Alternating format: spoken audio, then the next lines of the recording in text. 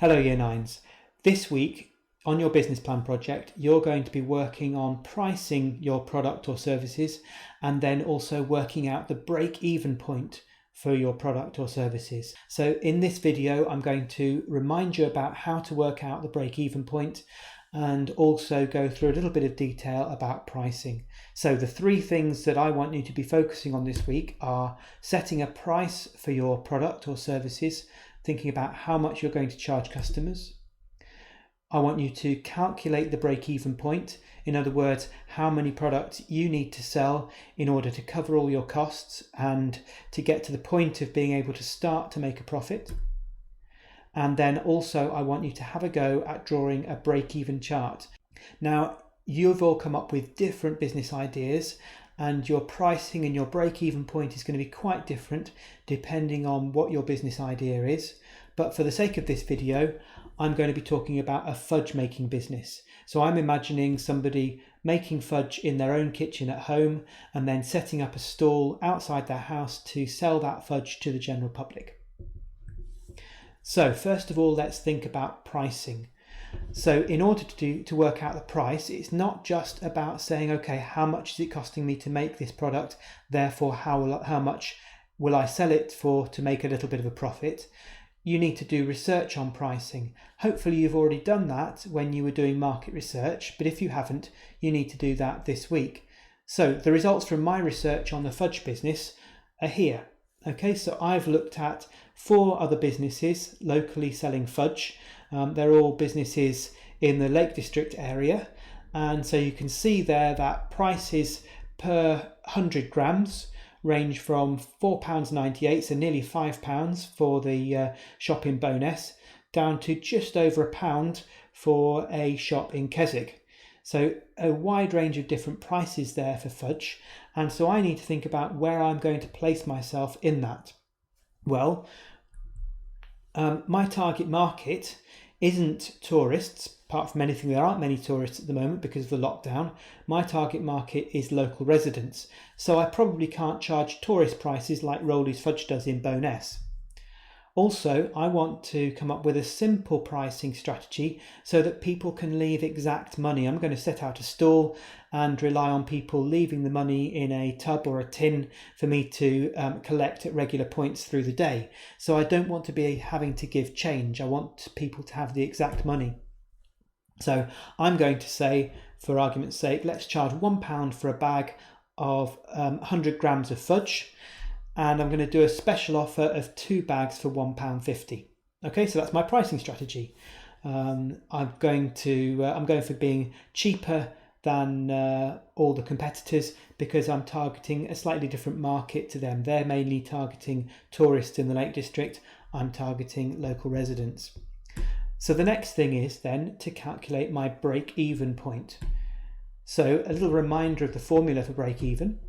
Break-even point is the fixed costs divided by the price per unit, take away the variable cost per unit, which, if you remember, we called that contribution. The price take away the variable cost is the contribution per unit, the amount of money that I get for each product sold before taking account of my fixed costs. So price, I'm putting in a value of 75p. That 75p is from working out £1.50 for 200 grams, but I'm working on a price per 100 grams, so that's 75p, assuming that everybody who bought fudge from me actually took 2 bags for £1.50 and got my special offer. Obviously, if most people just bought 1 bag, then I could put in £1 there, but I'm going to work on assuming that lower price of 75p per 100 grams. So the next thing then is working out the variable cost per unit. Now, looking at the work that you did a couple of weeks ago, a lot of you were getting confused between variable cost and fixed cost. The variable cost is the cost that applies individually to each separate product that you sell. Each individual item that you sell has these costs associated with it. So typically it's the material that you use or the ingredients. It's anything else that you need for each single product that you sell. So for example, packaging. So for my fudge, here's a list of ingredients that I've found out for making a batch of fudge.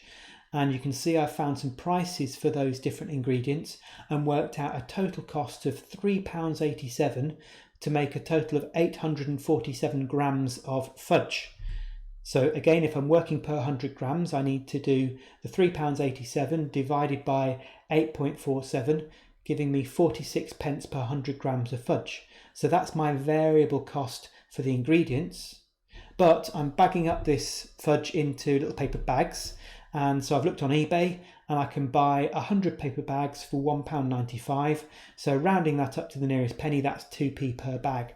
So therefore, I've got a variable cost per unit of 48p per 100 grams of fudge, 48p per bag of fudge. Okay, and you see how that's a variable cost because I've got those costs for each individual bag of fudge that I sell. That's the costs I can associate with that. That's what variable cost is. It's not just about costs that can go up and down. It's costs that increase for each product that I sell. I'm able to add on that variable cost. So I can now put that 48p into the formula there. So for now, I've got break-even point is whatever my fixed costs are going to be divided by 75p, which is my price, take away 48p, which is my variable costs per unit, my ingredients and my packaging.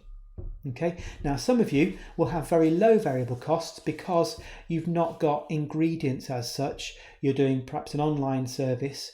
So your variable costs might be just the time that you spend paying for your time in providing the service online that you're doing. Okay, so finally, fixed costs. Now, for my fixed cost to make my fudge, I need to buy a few items. So I need to buy a big pan to mix up my fudge in and to heat up the sugar and so on. So that pan on eBay is costing me £19.99. I need some trays to put my fudge in. So I found these silicone trays which I can put the fudge in to put it in the fridge and cool it, and those I can reuse, and I'm going to buy 3 of those. And also, this isn't 4 spatulas I'm buying, I'm just buying 1 silicone spatula, but it's just showing different colours there. But 1 spatula cost me £4.99 there, again on eBay. So £19.99 and £4.99 for the spatulas, and then 3 lots of £8.99 comes to £26.97. So those are the costs of equipment that I need, which are my fixed costs, because I need that equipment. That price is fixed, that cost is fixed, whether I'm selling 100 bags of fudge or 1,000 bags of fudge or just 50 bags of fudge. I'm still going to need to buy each of those different things. And so the total there for my fixed costs, £51.95. So I can now put that £51.95 into my formula. So the break-even point is going to be my fixed cost of £51.95 divided by my price take away my variable costs. So let's work that out now. So breaking even point 51.95 divided by 27p. Remember, we call that 27p the contribution. Okay, and so that works out to be 192.4 bags of fudge. So in other words, I need to sell 193 bags of fudge in order to cover the cost of the equipment that I need to buy in order to make that fudge. Okay, so that is the break-even point, and I'm going to round it up to 193. I couldn't say 192 because if I sold 192 bags of fudge, I'd be slightly still in a loss situation. Obviously 193, I'm just into profit. I'm going to be making a small amount of profit on that 193rd bag of fudge. Okay, so that's the break-even point, and that's one thing you need to calculate once you've worked out your price. And then the other thing is you need to try and draw a break-even chart. Now, I've drawn my break-even chart using Excel. So I've created a little table over here where I've got my revenue, my variable costs, that's based on how many I'm actually selling. And then I've got my fixed cost, which doesn't change regardless of how many I'm selling. And I've got my total cost, which is the variable cost plus the fixed cost. And I've done that up to 240, knowing that it's just under 200 bags of fudge that I needed to sell to break even. I've gone a little bit over, so that then we can clearly see the crossover point, which is my break-even point, so you can see that's just below 200 bags of fudge, is my break-even point there. And remember, my 3 lines are fixed costs, that's a horizontal line, that doesn't change. Variable cost isn't on the graph. Total cost is this line, starting at the fixed cost line and going up by the variable cost each time. And then my revenue is the one that starts at 0, because if I sell no fudge, I get no revenue, okay, and that's going up. And it's this point here where these 2 lines cross that is the break-even point. Now it's up to you whether you want to have a go at using Excel to make your break-even chart. If you do use Excel, try to use the formula functions in Excel, or alternatively, if you would prefer, you can have a go at hand drawing your break-even chart, but try to draw it accurately and include that with your work for this week. Okay, so 3 things, remember: working out a price, working out your break-even point, and then drawing a break-even chart. Okay, I hope you get on all right with that. Do send me messages on Teams if you need to ask any questions.